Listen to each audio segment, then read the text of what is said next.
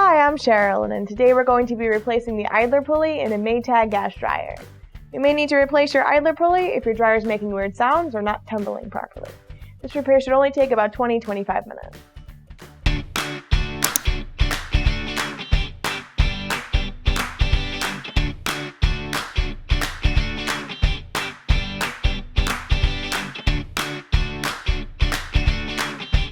For this repair, we're only going to need 4 tools: stiff putty knife, 5/16 nut driver, flathead screwdriver, and a 3/8 nut driver. If you don't already have a new idler pulley, they are available for purchase on our website. Before repairing your gas dryer, make sure to turn the gas off and unplug it. To start this repair, we are going to need to flip the top back, so make sure you have a wall to lean it against or something to support it from the back. We'll start by depressing the 2 clips that are at the front of the dryer with our stiff putty knife.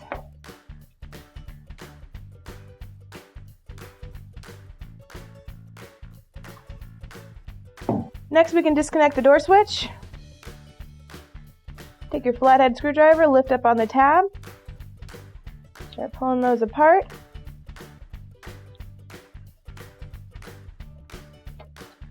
Next, we need to remove the 2 screws at the front holding on the front panel.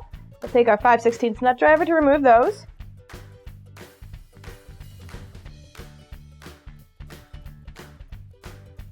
To remove the front panel, simply lift up and pull back and set it to the side. Next, we're going to need to disconnect the 2 wire terminals at the moisture sensors here. We'll just pull those off.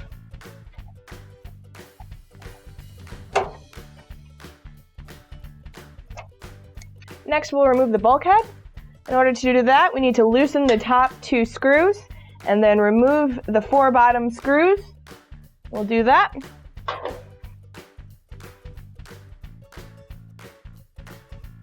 In order to remove the front of the bulkhead, we're going to need to lift up on the front so these keyed nuts are released.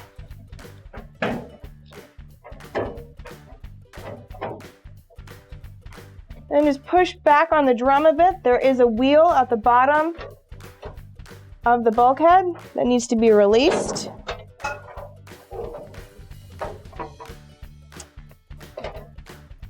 And we can set this to the side. Next, we're going to need to release the tension on the belt in order to get the drum out. In order to do this, we need to reach behind the motor and feel for the idler pulley. Alright, so I'm just going to take off my gloves so I can make sure I have a good feel for what's going on back there. So we're going to reach back, find that pulley. We're going to push the pulley to the right to release some tension so we can get the belt off the motor. And that'll release the tension so we can get the drum out. And now we can lift up on the drum by the belt and take it out and set it to the side. In order to remove the idler pulley, we'll start by removing the idler spring. Just pull down on the spring and unhook it from the motor housing. You can just unhook it from the pulley as well. Set that to the side because we're going to need to reuse it. Then there's a 3/8 inch bolt holding on the idler pulley, so we'll take our nut driver to remove that.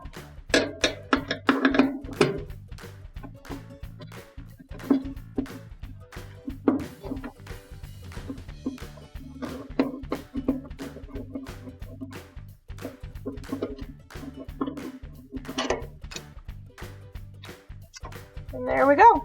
We can take out our old one. And then we can take our new idler pulley, place it where the old one was, make sure that tab goes into the slit, and then place that bolt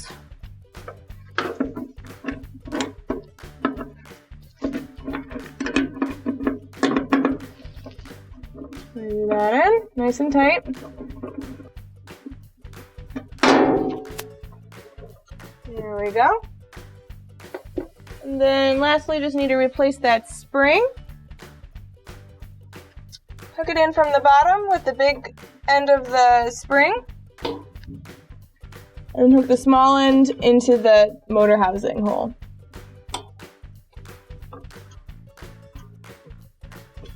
Now we can replace the drum by lifting up on the belt and placing it back in the dryer. Make sure that the belt is about 3/4 of the way back on the drum and that the rib side is facing the drum. And now we can rehook up the belt to the idler pulley and the motor. We'll need to reach back underneath. We're going to lace the belt through the bottom of the idler pulley and push the idler pulley to the right and loop it around the motor. And then give it a spin to make sure it's all lined up. Next, we can replace the front of the bulkhead. We can start by lining up the exhaust on the bottom. Push the drum back. It has to sit on the support rollers. And then just lift the bulkhead onto the keyed holes. There we go. And we can start screwing in the screws that we removed.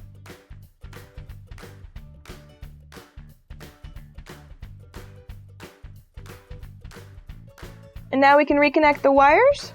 Black on the bottom, yellow on top. Now we're ready to replace the front panel. So we'll just line that up. Has to go on those bottom hooks. Lift slightly up and push in those hooks.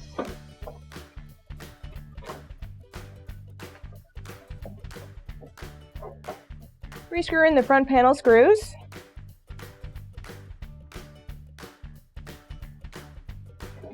There we go. Reconnect the door switch.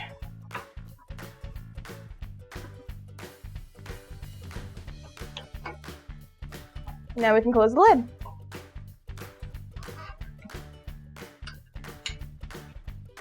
You may just need to push in the tabs a little bit. And then you can push the top down. Not too hard, right? Here's a quick recap.